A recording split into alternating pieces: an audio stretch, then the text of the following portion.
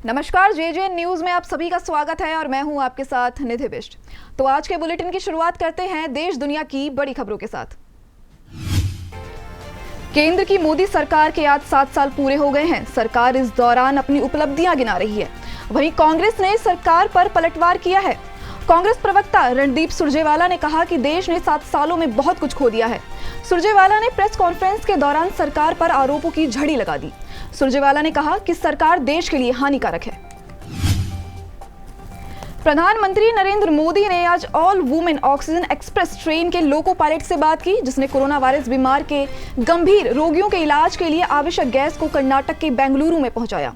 PM Modi ने अपने radio कार्यक्रम मन की बात के दौरान कहा, इस देश की माताओं और बहनों को ये जानकर गर्व होगा कि एक ऑक्सीजन एक्सप्रेस को सभी महिला चालक द्वारा चलाया जा रहा है। यूपी में कोरोना संक्रमण की वजह से जान गंवाने वाले पत्रकारों के परिवारों को सरकार की तरफ से 10 लाख रुपए की आर्थिक मदद दी जाएगी। यह ऐलान सीएम योगी की तरफ से किया गया है। हिंदी पत्रकारिता दिवस के मौके पर आज सीएम ने आर्थिक मदद देने की घोषणा की है। एलोपैथी पर योग गुरु रामदेव की टिप्पणियों से नाराज रेसिडेंट डॉक्टरों के एसोसिएशनों ने कहा है कि वे 1 जून को राष्ट्रव्यापी विरोध प्रदर्शन करेंगे और इसे काले दिवस के रूप में मनाएंगे। परिसंघ ने बयान जारी कर रामदेव से सार्वजनिक रूप से बिना शर्त माफी मांगने को कहा। देश की राजधानी दिल्ली में कोरोना के मामलों में लगातार कमी देखने के बाद भी अरविंद केजरीवाल सरकार ने लॉकडाउन 7 जून तक बढ़ा दिया है, लेकिन इसके साथ अनलॉक की प्रक्रिया भी शुरू कर दी है। इसी बीच सोमवार यानी 31 मई से लॉकडाउन में आंशिक रूप से ढील देने का फैसला किया गया है।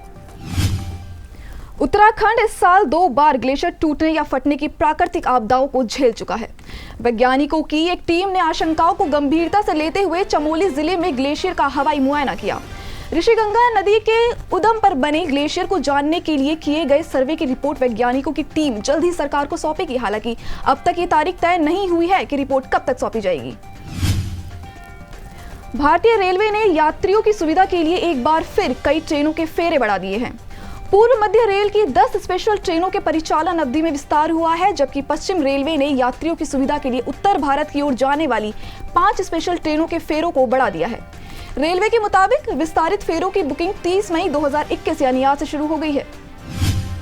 यूपी में कोरोना मरीजों से तय रकम से ज्यादा वसूलने वाले प्राइवेट अस्पतालों पर कार्रवाई की जाएगी। टीम 9 के साथ हुई बैठक में सीएम योगी ने कहा, जो भी अस्पताल मरीजों का शोषण कर रहे हैं उनका लाइसेंस कैंसिल कर उन्हें ब्लैकलिस्ट कर दिया जाए।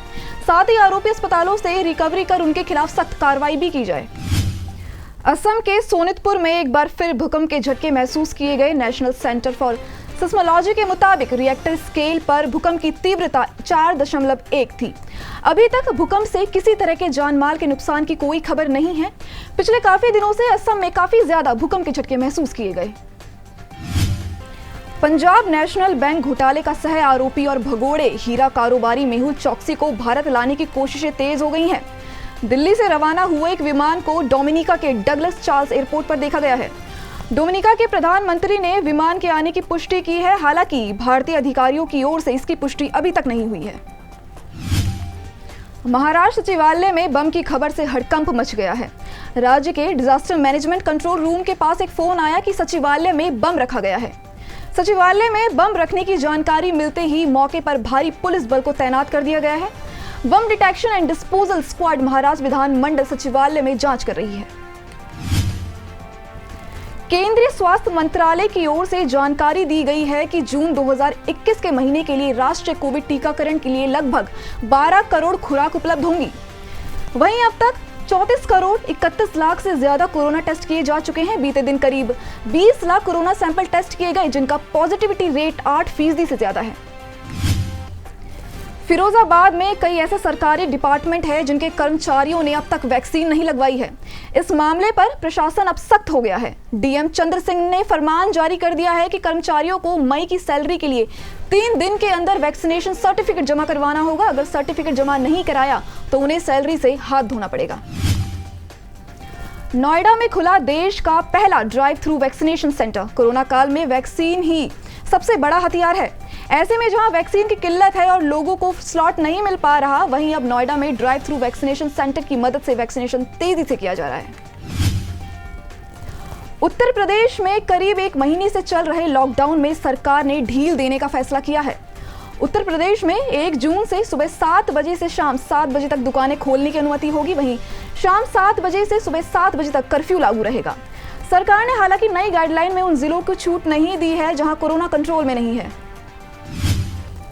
भारतीय छात्रा तस्नीम असलम को उसकी मेधा और उत्कृष्ट अकादमिक रिकॉर्ड के लिए यूएई का 10 साल का गोल्डन वीजा मिला है। यूएई ये गोल्डन वीजा हर किसी को नहीं देता है। ये एक ऐसा वीजा है जो खास वैश्विक हस्तियों को ही दिया जाता है। ये गोल्डन वीजा 10 साल के लिए जारी किए जाते हैं और इनका नवीनीकरण अपने आप हो जाता है।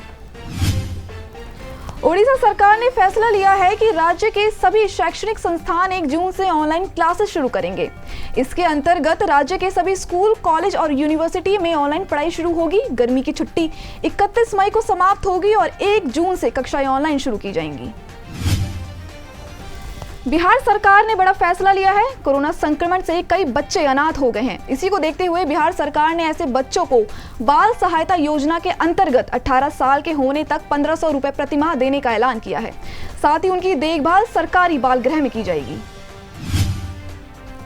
न्यूजीलैंड के तेज गेंदबाज नील वैगनर का मानना है कि भारत के खिलाफ विश्व टेस्ट चैंपियनशिप फाइनल उनके लिए विश्व कप फाइनल जैसा है, क्योंकि उन्होंने अपने देश की तरफ से कभी सीमित ओवरों की क्रिकेट नहीं खेली है।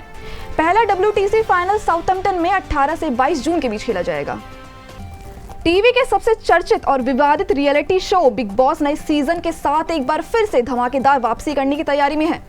मेकर्स अब सीजन 15 की तैयारी में जुट गए हैं। खबर है कि शो में शामिल हो सकते हैं टीवी के मशहूर सितारे। फिलहाल आज के इस बुलेटिन में बस इतना ही, लेकिन खबरों का दौर ऐसे ही जारी रहेगा। देखते रहिए JJN न्यूज़। शुक्रिया।